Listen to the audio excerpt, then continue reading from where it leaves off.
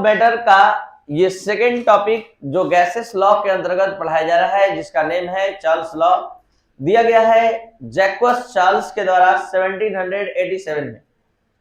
ये नियम constant pressure पर किसी गैस के दिए गए सैंपल के लिए वॉल्यूम और टेम्परेचर के बीच रिलेशन स्टैब्लिश करता है। क्या है ये लॉ, समझिए, ध्यान दिया जाए।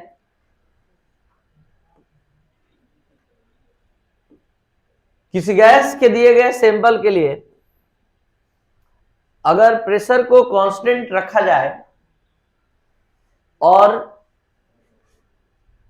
टेम्परेचर को लगातार बढ़ाया जाए तो वॉल्यूम, गैस का वॉल्यूम लगातार बढ़ता जाएगा। इस बात को आप इस एक्सपेरिमेंटल रिपोर्ट से समझ सकते हैं। सामने दिखेगा ये कॉन्सेप्ट जैसे कल देख पाए थे।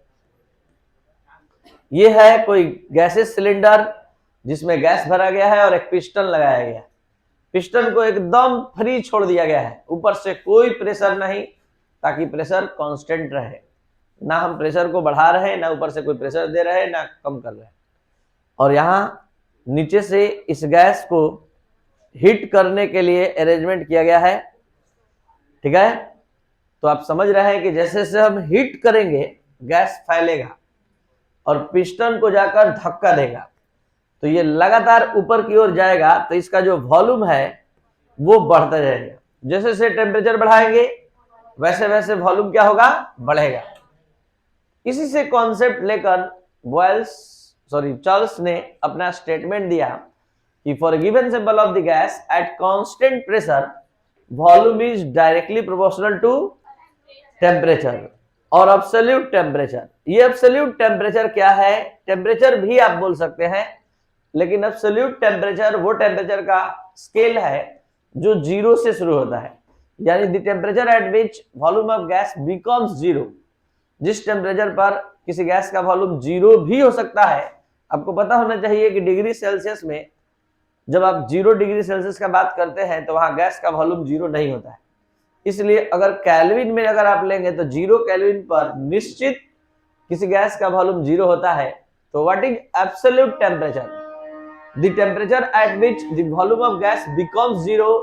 किसी गैस का वॉल्यूम 0 हो जाता है जिस टेम्परेचर पर, उसको एब्सोल्यूट टेम्परेचर और एब्सोल्यूट 0 कहते हैं।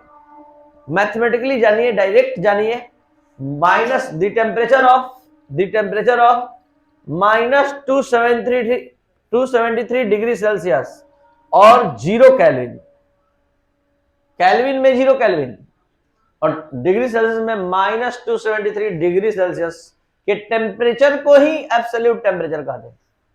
अब इसका और डिटेल अभी आगे आ रहा है, जब हम ग्राफिकल डिस्कशन करेंगे तो सब बात समझ में आ जाएगा। ऐसे आप नॉर्मली टेम्परेचर भी बोल सकते हैं, लेकिन आप अपने नॉलेज के स्टैंडर्ड को दिखाने के लिए वहां एब्सोल्यूट टेम्परेचर बोलेंगे। बहुत सारे फिजिक्स क्लास में भी ये अक्सर पूछा जाता है, क्योंकि वहां भी स्टेट्स ऑफ मैटर चैप्टर आपको पढ़ना है। तो वहां ये आप बता सकते हैं कि volume is directly proportional to absolute temperature. अब आइए थोड़ा इसके डिटेल में चलते हैं। चार्ल्स लॉ के क्या बताया हमने, for a given sample of the gas volume is directly proportional to temperature. Proportional का साइन हटा, कांस्टेंट आ गया k, तो v proportional to kT, v by t equal k लिख सकते हैं। तो v by t equal k जो आप लिख पा रहे हैं, देख पा रहे हैं, ये समझा रहा है कि चार्ल्स के लॉ को एक नए ढंग से आप समझा सकते हैं।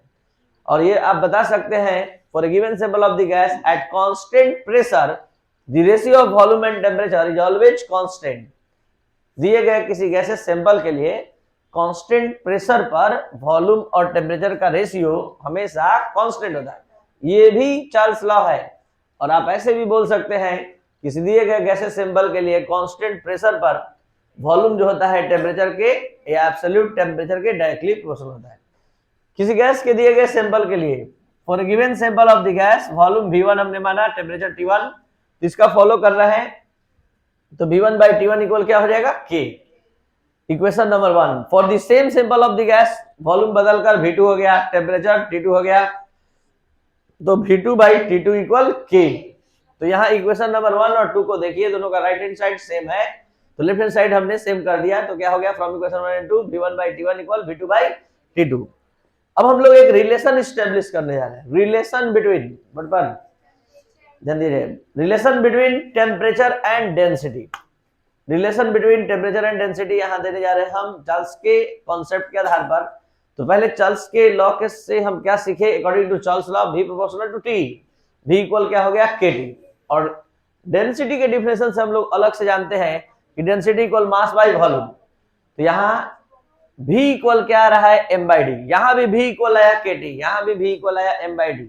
तो यानी दोनों का लेफ्ट हैंड साइड इक्वल है तो राइट हैंड साइड इक्वल कर सकते हैं, कर दिया हमने। KT equal m/d, T equal ये K को नीचे भेज दिए m/k, कांस्टेंट बाय कांस्टेंट, कल हम समझाए थे K कांस्टेंट है और m भी कांस्टेंट है, कांस्टेंट बाय कांस्टेंट तो आने वाला मान भी, इस पूरे के बदले में K डैश आ गया, ठीक है K डैश। तो T प्रोपोर्शनल टू, अब यहां पर समझा जाए प्रोपोर्शनल हट रहा है तो कांस्टेंट आ रहा है, कांस्टेंट हटेगा तो प्रोपोर्शनल। तो यहां पर प्रूफ हुआ आज के क्लास में किसी गैसेस सिंपल के लिए अगर प्रेशर को कांस्टेंट रखा जाए तो टेम्परेचर जो होता है डेंसिटी के इनवर्सली प्रोपोर्शनल होता है। यानी for a given symbol of the gas at constant pressure temperature is inversely proportional to its density। तो ये था आपका चार्ल्स लॉ। अब बात करते हैं हम graphical representation of Charles law. Charles law का ग्राफिकल रिप्रेजेंटेशन आप समझने जा रहे हैं। दो केस में ये ग्राफिकल रिप्रेजेंटेशन हम देने जा रहे हैं आपको। सबसे पहले इतना तो पता है कि इसमें ग्राफ जो बनेगा V और T के बीच बनेगा, वॉल्यूम और टेम्परेचर के बीच बनेगा, और दोनों में कॉन्सेप्ट कैसा है, डायरेक्टली प्रोपोर्शनल का है। तो जब डायरेक्टली प्रोपोर्शनल का ग्राफ है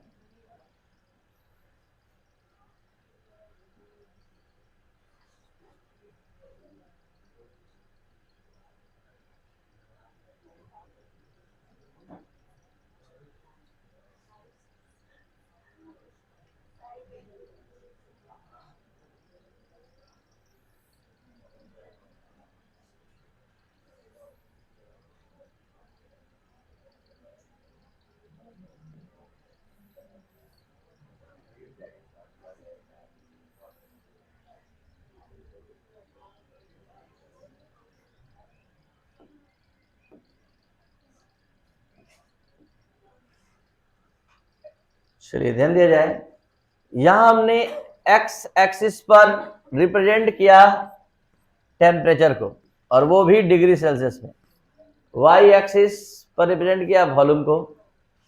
अगर हम ऑरिजिन से अगर ग्राफ खींच दे तो अगर आपसे पूछे खींच क्या दे, खींच ही दे रहे हैं और तब उसके बाद बात कर रहे हैं, खींच दिए हम।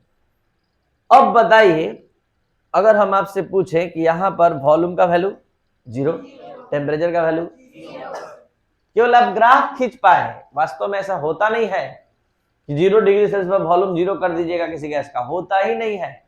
0 डिग्री सेल्सियस पर भी किसी गैस का एक वैल्यू मतलब वॉल्यूम का एक निश्चित वैल्यू होता है। तो जो कॉन्सेप्ट है उससे ये मैच नहीं कर रहा है, आपका ग्राफ गलत हो गया।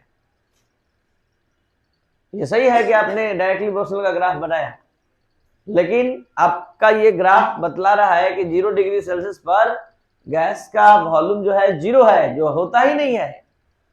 0 डिग्री सेल्सियस पर गैस का वॉल्यूम 0 नहीं होता है, कुछ होता है, इसका वैल्यू 0 डिग्री सेल्सियस पर भी एक वैल्यू होता है। इसलिए हम इस वॉल्यूम के एक्सिस पर थोड़ा ऊपर जाते हैं और तब हम ये ग्राफ कंप्लीट करेंगे इस तरह से। इसका क्या मतलब है, इसका मतलब यही है कि यहां पर 0 डिग्री सेल्सियस पर भी गैस के वॉल्यूम का वैल्यू 0 नहीं है और ना होता है। लेकिन आप मन बना ही लिए हैं कि नहीं हम एकदम ऑरिजिन से खींचेंगे, तो उसका भी उपाय है कि आप टेम्परेचर का स्केल पैमाना ही बदल दीजिए, केल्विन ले लीजिए, और केल्विन ले लीजिएगा तो अब वॉल्यूम और टेम्परेचर के बीच अगर ग्राफ खींचे तो आप एकदम इजी वे में खींच सकते हैं, कोई दिक्कत नहीं है। तो 0 केल्विन पर किसी गैस का वॉल्यूम 0 होता है। तो -273 डिग्री सेल्सियस और 0 केल्विन, ये टेम्परेचर का वो वैल्यू है जिस पर किसी गैस का वॉल्यूम 0 होता है।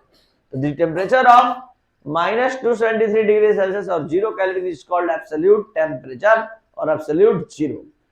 तो ये था आपका चार्ल्स लॉ के लिए एब्सोल्यूट टेम्परेचर और एब्सोल्यूट जीरो क्या होता है। एक बार फिर से, the temperature of -273 degree Celsius और 0 kelvin is called absolute temperature और एब्सोल्यूट जीरो, या the temperature at which the volume of gas becomes zero is called absolute temperature or absolute zero. At this temperature, the volume of gas becomes zero. इस temperature पर किसी gas का volume क्या होता है, zero, यानी gas के molecule का जो मोशन होता है वो जीरो होता है। तो ये था आपका आज का क्लास।